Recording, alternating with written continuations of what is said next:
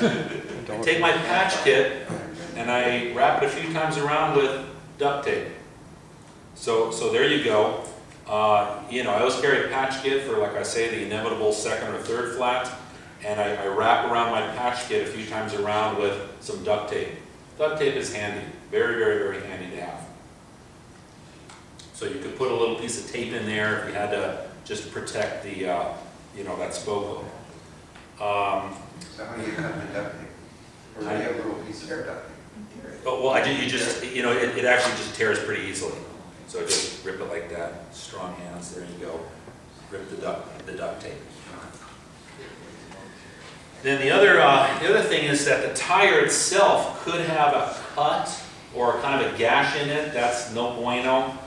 So these fixes that we're talking about, like patching and putting duct tape on your rim strip, this is all just temporary, just to get you home. And then after that, you want to repair it properly, either bring it into the shop, you know, get yourself a new rim strip on there, or let us, you know, change your tire.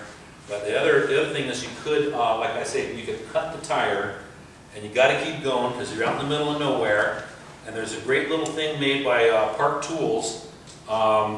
It's kind of the emergency tire boot. Now, in the past, you know, I mean, in a pinch, you could use the dollar bill that hopefully you have. You could use the power bar wrapper that you might find laying on the side of the road.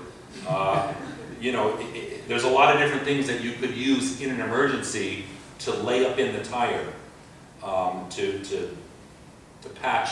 You know, it doesn't have to necessarily stick in there, but you can kind of lay it up in there before you put the tube in there to keep the tube from blowing out of a cut. But what's nice about the Park tire boots is that it's adhesive, so you can, you know, stick it up in there and it'll fix the tire fine. But again, you don't want to ride on a tire that's been booted for long. This is just to get yourself safely home. So here we go. We're going to put the whole thing back together again. Now I also like to orient my label with the tire right at the valve stem. Besides looking, you know, snazzy, it was also would be a help too if you pulled that tube out and you know, in a rush you pulled the tube out and you forgot about orienting the tube with the tire. If you always have the label oriented with the valve stem, then you can go, oh, okay, well, since I just, you know, messed up on the tube I was trying to put in there, looks like I'm going to go back and have to patch this. You can just lay it all down in line and go to where you know the hole was, and it makes it a lot easier because you're not going to find the sink of water to replace. Maybe, but likely not. So here we go. We're going to put it back together. So the first thing you do is get that get one bead of the tire onto the rim. Now, most of your bikes, I'm sure, all have Presta valves. Some of us have, you know, the Schrader, the old school kind of fatter valve. You can certainly use a Presta valve tube into a Schrader hole, which is the larger hole. Obviously, you can't go the other way. So if you have a Presta hole, you can't borrow somebody's Schrader tube. You got to have the Presta valve. John? Hi, John. So the idea of the Presta valve, you know, is that it's a valve that will take a lot more pressure than a Schrader valve will. That's the idea of the Presta valve, is it can certainly take a lot more pressure. And also feel free, if anybody has any questions along the way, to raise a hand or blurt it out. So here we go. To put the new tube in, so we have one bead of the tire on, we're going to put a little bit of air, so we have a little bit of air. Let's say this was a brand new tube I pulled out of the pouch. We could take that tube. You could do it that way. Don't. That's probably the best way to do it. Don't be wasting the. Don't be firing up their CO2. Just. That might be the end of that. You know? If you have a little mini pump, that works good too. But we want to save the CO2 for the real deal. So anyway, what we'll do is the side of the tire that is open here, we'll push that back like that, and we'll push the valve stem in, pull that back over that, and go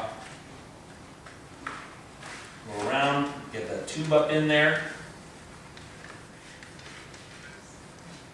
First, get the tube up and over the bead of the rim. Before we go for getting the bead of the tire on. Get the tube up and sitting in the rim first. Okay. Once the tube is up and in there, now we'll work to get the bead of the tire on. Start anywhere.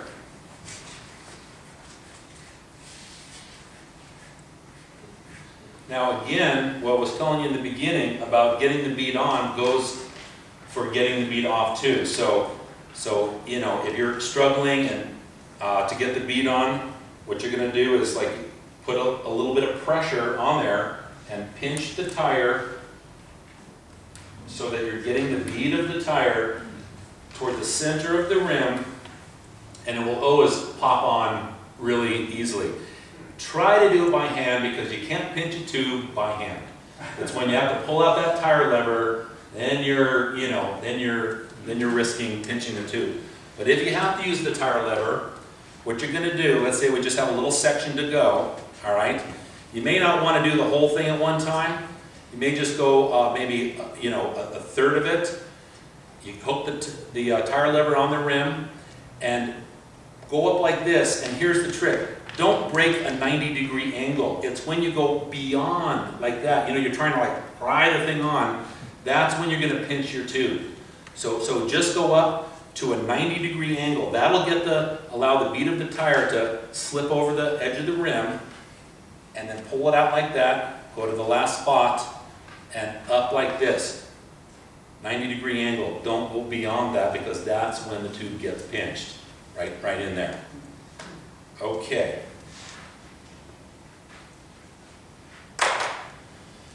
Next, we're gonna, because now you're on the road, so you can't be any goof ups. You know, you really have to be diligent in following all these steps.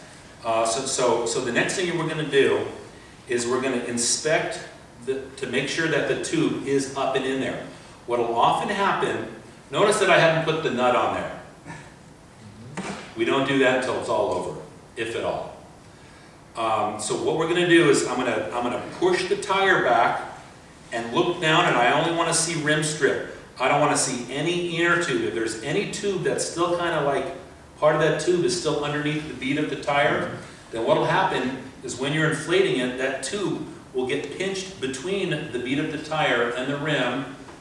And we've all had, many of us have had that experience as you're blowing it up and all of a sudden, boom, it explodes. So you're going to want to pull back, and you're not going to, you want to see no tube at all. Now, if you do see some tube and you're like, well, how am I going to get, what you do is grab the tire and roll the tire like that. Just kind of roll it in your fingers, and it'll pull the tube up and inside the tire. You really got to go all the way around, flip it around, and go around on both sides to make sure. And then we know we're not going to have any problems with this one.